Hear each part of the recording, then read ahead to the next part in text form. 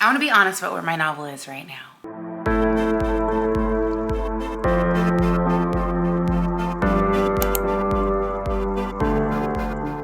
It's not exactly the progress that I pictured, but it is progress and I'm learning from it. So today I'm doing a check-in, not just word count, but how I'm feeling about the story and where it's going from here. Basically, I want to talk about restarting my manuscript. Yay!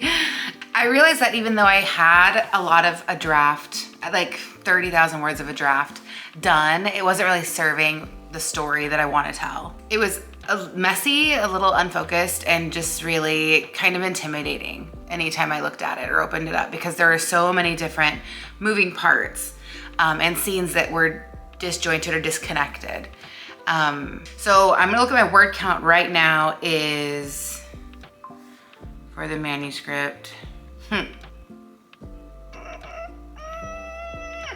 Okay, this is not including all the scenes that I've written that I still am keeping later, but just for Act 1, I'm at 5,281 words. That's just Act 1, and it's gonna be longer, but I restarted. So that's where I'm at with that. And while that's not where I originally thought I would be at this point in the year, in December at least, the story is finally starting to make sense to me.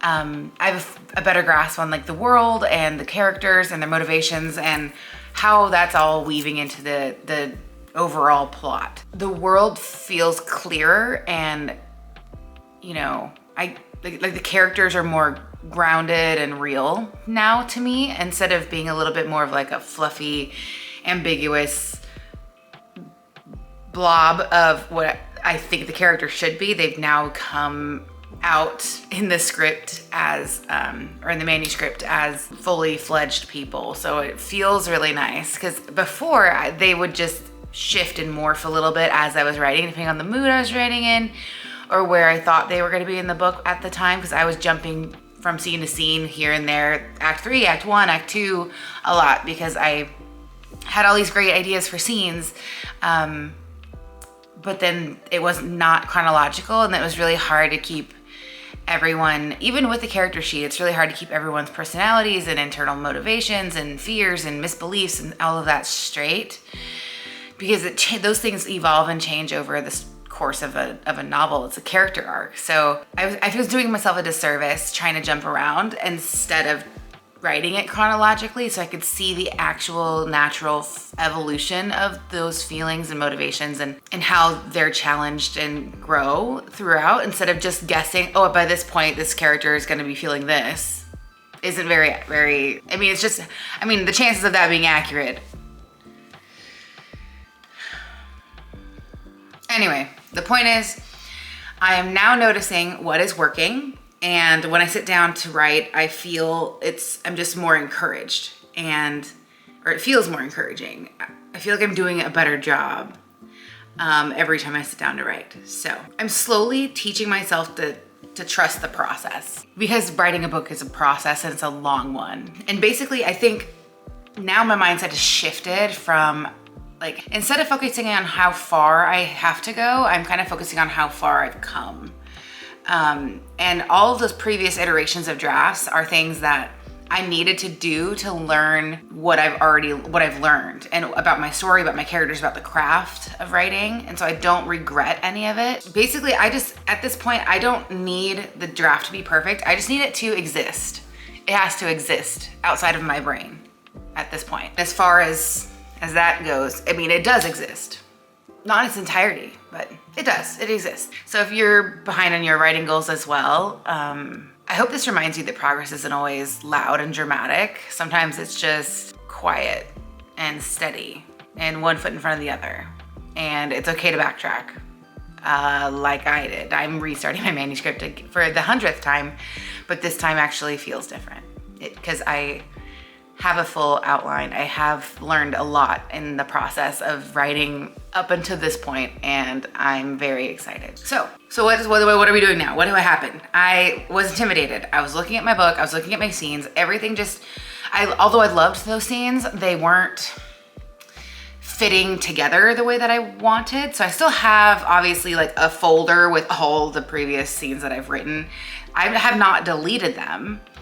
and I may still be able to work in parts of them that are working, but I don't want to push it or force it. It's scary to restart, but it's also really freeing. I don't want those other scenes to hold me in like a jail or like a cage. It's scary to delete things you've written, especially things that you like that you've written.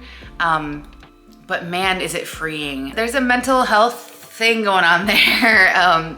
And it feels like cutting your hair a little bit to me. They say hair holds emotions and whatnot. And then if you do like a big chop, it's just so empowering. It's a weird phenomenon. I don't know if it's all just like a placebo effect or whatever, but that's how I feel right now with this draft. Because now I get to prioritize a story I truly want to tell and not be focusing so much on what everyone in the market wants and how to make it something that is super sellable. I mean, I know those things are important, but in order for me to finish this draft, it has to be the book that I want to read. Either way, right now, today, December 14th, 13th, whatever day it is, I don't need this draft to be polished. I need it to exist. What matters to me right now is moving forward, having some momentum, and just not looking back, and I'm gonna just keep going forward until I get to the end. I'm gonna obviously learn as I go because I've already learned so much already. I don't know, I'm excited for that learning curve. I like to learn. Writing is iterative, and every session, every new rewrite, every new scene, it teaches you something new about you, your writing, your story, everything. At the end of the day, my story's alive, and that's what I'm aiming for. So I'm gonna show up for it. It's showing up for me, I'm gonna show up for it. Anyway, so we're gonna do a little bit of a writing vlog. I filmed some of this last night, but yeah, if you are another author or even just someone who's interested in writing, feel free to follow along. It's not gonna always be aesthetic and pretty, but it's gonna be honest. It's exciting, but also I work a full-time job, so it's a little challenging to juggle things sometimes, but I'm showing up for my draft, so should you. Also, do any of you guys have like nostalgic shows that you go back to time and time again? I have two. One is on my TV right now. Let me see if you can guess it. I mean, the main character's not in the shot, but the other one is Merlin, the BBC Merlin. So I've been rewarding myself with my writing if I do it well on my writing sprint over, a certain amount of words, 500. So this is not a lot, but it's a lot, okay? A lot for me. But if I do, then I get to watch an episode. Yeah, which is nice. I mean, time-wise, that's a lot of wasting time in the day. An episode's like, oh, how long's an episode? 40 minutes, okay, that's not that bad. Also, I plan on crocheting two things. One, a blanket that I've been doing, which I will show you now because how cute is this? Is this totally crooked? Totally, yeah. I saw a girl on TikTok doing it and now I'm doing it. Look at this. It is a blanket. I've got a lot in here, but it's gonna be a blanket and it's so soft. And I think I'm gonna put a liner on it just in case, because I don't want anything to come loose, but so I'm between crocheting this or crocheting this. My sister-in-law got me a beetle crochet little animal stuffy thingy, and I've never done one of these, so I'm excited to do it. Anyway, so those are my rewards. Watching a show while crocheting in between my my writing sprints. So whatever you can do, it's hard out here in the streets.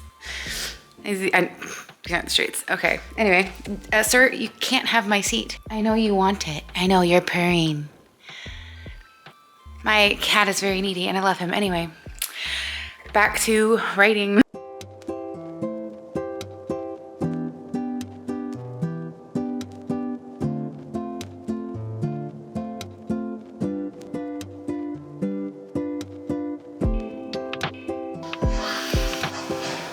This is my new one.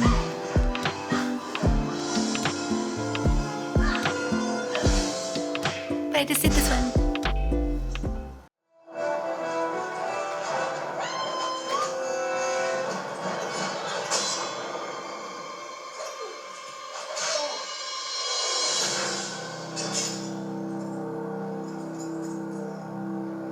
Well, hi. I just got out of the shower and look at this super cute like sweater that my brother and his fiance got me for my birthday, and it's green, which is my favorite color.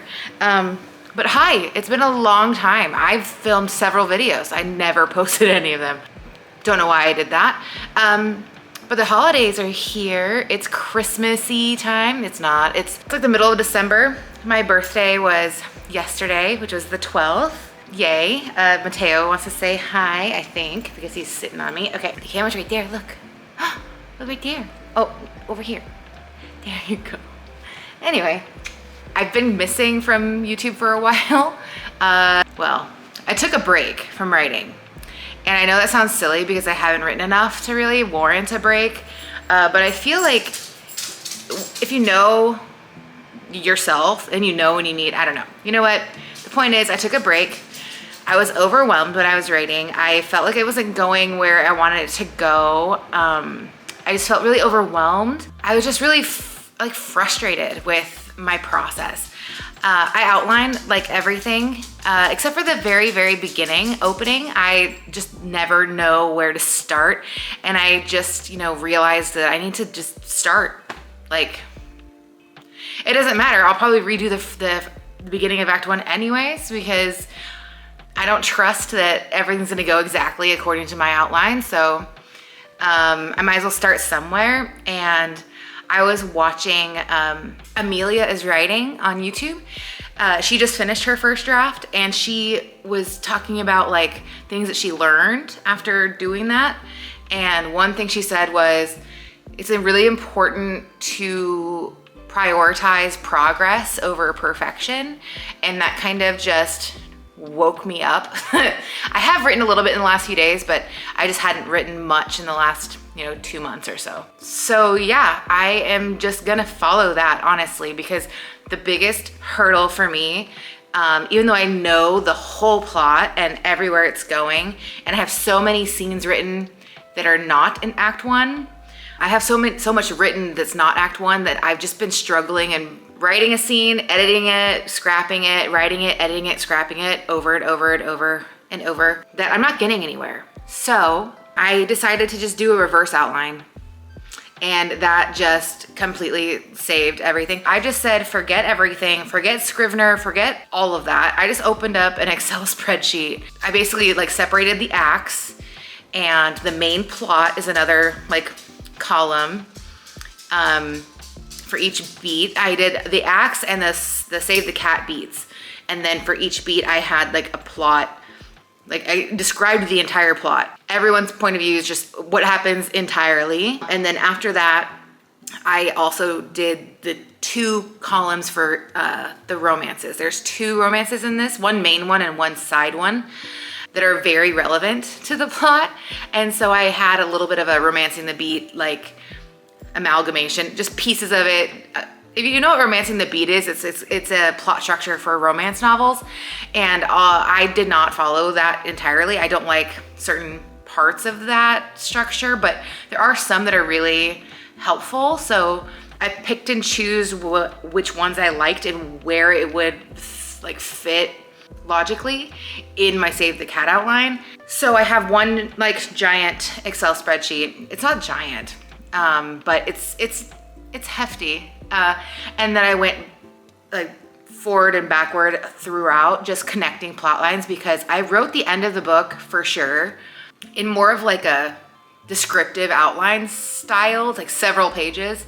So it's not like actually the book itself, but so I know exactly how it's ending. And so I just worked backwards, the domino method. But yeah, so I have everything laid out now, and it's kind of great.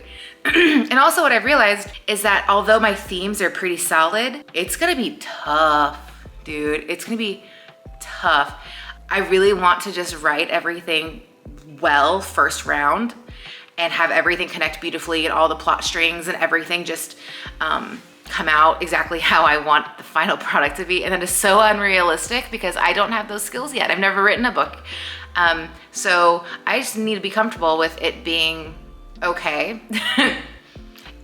Yeah, you can actually research too much about writing or anything really, to the point where it kind of just, you can research it enough that you become immobile, like frozen. I mean, you can't progress if you don't write. So yeah, first things first though, I'm gonna blow dry my hair. I just got out of the shower. I'm still like a little bit, well, I'm actually just, it's really wet. So I'm gonna blow dry my hair and then settle in with my little heated blanket here and just write. But anywho, it's very nice to see you again. My name is Britt and this is my first time trying to write a book. If you want to follow along and write with me, that would be great. Also, just know that there's definitely a real like stage fright when it comes to uploading videos for me. And so then I'll make a bunch of them and then not post one until I get fed up and just post whatever the next one is. So I hope I get better at that, but it's gonna take some time. Anyways, yeah, so I will be right back.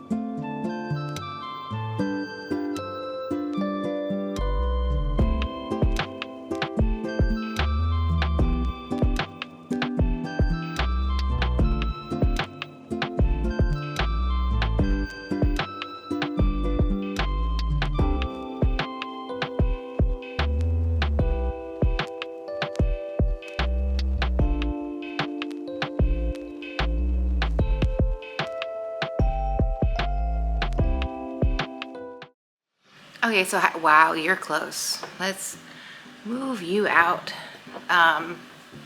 Anyway, hi. I'm back. My hair is dry. I just jumped in and did a little bit of writing, not a sprint or anything like that. Okay, I'm being assaulted. Okay, animals everywhere. I have 2 animals and they both want to have attention all the time. Okay. Anyway, the point is I sat down and did some writing. One thing that I didn't anticipate writing my first book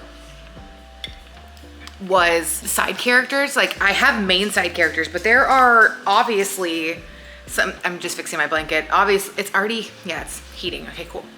That there are like a lot more side characters than I really thought about. And do they all need to be that involved? Okay, I guess it's an NPC. NPCs are where I struggle. Side characters I get, but NPCs are like people that like my characters will interact with, but only for like that moment and they're never seen again. Like I feel weird naming them. I feel weird not naming them, but like I kind of just want to leave everyone like anonymous. Like basically it feels like as my characters like end up interacting with others around them besides the main characters that I've already pre-planned, it's somewhat hard for me to like not just create like this huge cast of side characters and have them all like show up multiple times or like a billion times. Anyways, that's a side tangent. I'm just writing it, so we'll see what happens and who's important later. I have a hair. Also, weird thing, I just had my birthday yesterday and I swear I was blow drying my hair and I have it's like overnight, my gray hair like number has tripled. Like I have an entire gray, like all of this, it's hard to see on camera, but like all of this on both sides, more on this side than the other side, but you can see like I have like gray strips already, which is kind of cool. I feel kind of like an X-Men. And I'm excited for my like crone era. That's totally fine with me. Anyway, this is so exciting. I don't know what I'm saying. Also, I'm not wearing makeup because I just did my skincare and no one wants to put makeup on after that. Welcome to the channel. Oh my God. Is it not open? I thought I almost, I thought I lost my plotting like Excel spreadsheet that I just talked about. Oh my God, okay, if I lost some of my manuscript, like whatever, I can rewrite it. I cannot rewrite this. I mean, I guess, okay, I can, but I put so much work into this that there's no way, like okay, we're good. Everything's safe. Everything's here. My God. Oh, I also wanted to talk about prologues. In sci-fi and fantasy, I'm writing a sci-fi, a cyberpunk sci-fi with like a splash of fantasy.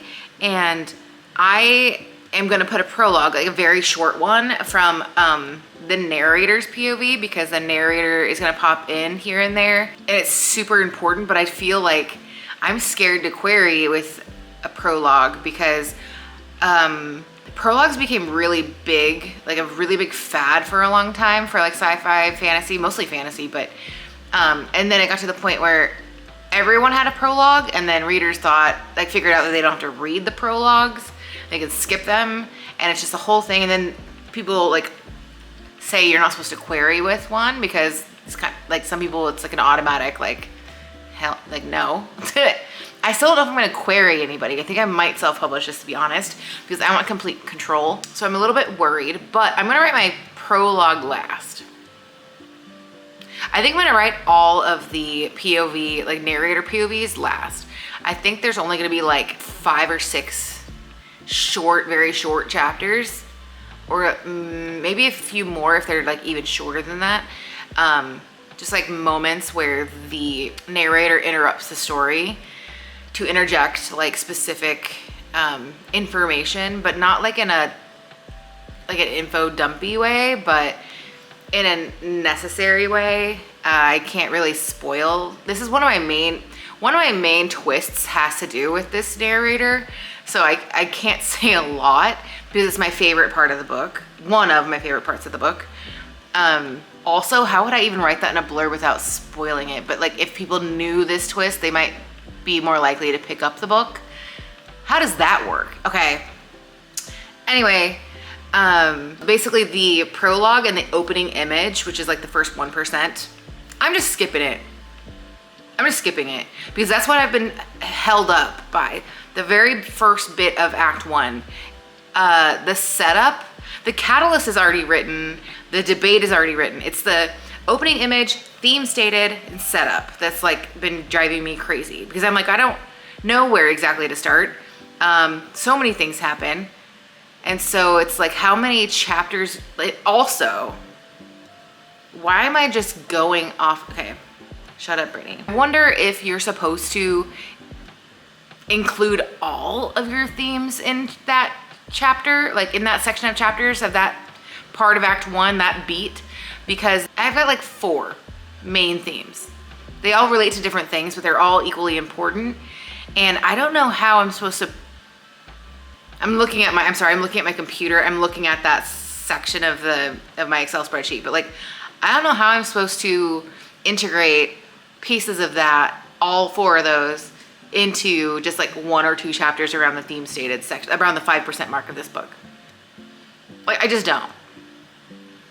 I can't, I mean, like, at least not doing it naturally, because they will all naturally like show up because there are very important moments related to each one of these themes. But this is why the beginning is so hard. This is why I'm gonna have to just go by what Amelia's writing said, because that hit me so hard, and just say it and just write progress over perfection, because I think hindsight's 20/20. And so if I just write the whole thing, I think it'll be a lot easier to write Act 1. Do people do that? Anyone heard of like a writer who just kind of skips to the catalyst and starts writing from there on and does the beginning at the end after they've written the manuscript? Is that a thing? I think that might be my thing. If no one else does it, I think that, I'm sure someone does, but I think that's gonna be my thing, because I can write all these, I have written a lot of these beats already. I jump around to write. I'm a mood writer as much as I'm a mood reader. I wonder if it's gonna be successful or not, but this is a chaotic YouTube channel. It's a chaotic situation, and this is just gonna be a chaotic writing process. Hi, Echo. Where did your collar go? This is my kitty. Hi. So I'm back. I did some more writing, and it's coming really easy tonight. I don't know how, but it is. I'm rewriting a scene that I had previously that I didn't like the characterization of some of the side characters. But now it's actually turning out swimmingly. So scratch everything I said earlier about having trouble writing in the beginning. I'm just kidding. But yeah, no, it's actually turning out really nice. So yeah, I just wanted to jump on here and like show you like a mini book haul kind of. My wife bought me a bunch of books for my birthday. There's 2 here that arrived today. And I'm really excited about them. One is The Second Death of Locke. I don't know if this is flipped or not, but you've seen this. I've heard so many good things about this, and I started reading it on Spotify audiobooks. I'm about this far in the audio. And so far I kind of love it. The narrator has like an Irish accent, or I don't know if it's Irish, but I've heard nothing but incredible things about this book. So I'd recommend it. I hate recommending things before I finish them, but so far, yeah, amazing. The other book that I got is Local Heavens by KM Fajardo. She's a YouTuber also on here. Look how pretty this book is. I swear, like, if I had to pick a cover style for my book, it would be like this. Like, this is the best cover I've seen, like, for a sci-fi futuristic. This is a Great Gatsby retelling, but in the future in 2075 in New York City, and it's gay, I think. I hope. Yes, it is. Which one of my romantic pairings in my book, the main one, is also gay. So yay. I can't wait to read this. This is like right up my alley. Yeah, I'm so excited. Oh my gosh. And then I ordered a used copy, used and annotated copy actually, of Frankenstein. I lend my books out so frequently, and when I realized it wasn't on my shelf anymore because I wanted to reread it because of the Frankenstein movie that came out, I realized I didn't have it. So yeah, we got a used version of that, which is nice because if you go to like the bookstore, like they have all of the classics are always in these like really pretty editions that are like $20, and I just kind of like, part of me just cringes at that because they're classics and like they should be easier to acquire financially, in my opinion. I know you can go to the library too. I have a library card, but I still like to have especially my classics, like on my shelf. And then there's a couple other books that I'm getting, but until I get those, because I haven't decided exactly between a few. But yeah, isn't that exciting? Also, today I went to PetSmart because I had to get a wrap for one of my snakes, and I picked this up for my dog. Isn't that the cutest thing? I have a feeling my wife's gonna hate it. She's particular about what he wears because he has a style. He has his own style. I don't know what that style is. All I know is that every time I pick something out, she's like, no, that's not him. That's so not him. And well, he needs more jackets because it's freezing. If you're not aware, I live in the Valley in California. And the entire Central Valley is completely covered with tule fog, and it's like more than 10 degrees colder on average than it was in the previous like 50 years or something like that. Oh, I also noticed as I'm writing, it's really hard not to go back and edit because I notice there are scenes that are just like pretty evenly distributed when it comes to action, like not like action, like fighting action, but like where the characters are doing things, and then a dialogue and internal like reflection and stuff like that. And then there are some, like the scene that I wrote before today, where there's just like a whole section of info dumping for the world. It's not the world info dumping. He's going from one place to another, and I have to kind of explain how to get there because it is so far in the future. And it just feels like it's too much. It's like 2 paragraphs, but it feels like it's a lot. I think it's because I'm hypersensitive to it as like a aspiring writer, because I think as a reader, it doesn't bother me when I have a paragraph or 2 of like world building. So I'm gonna leave it there for editing Brittany in the future to worry about. So I need to work on that for sure. Anyway, yeah, I will see you tomorrow.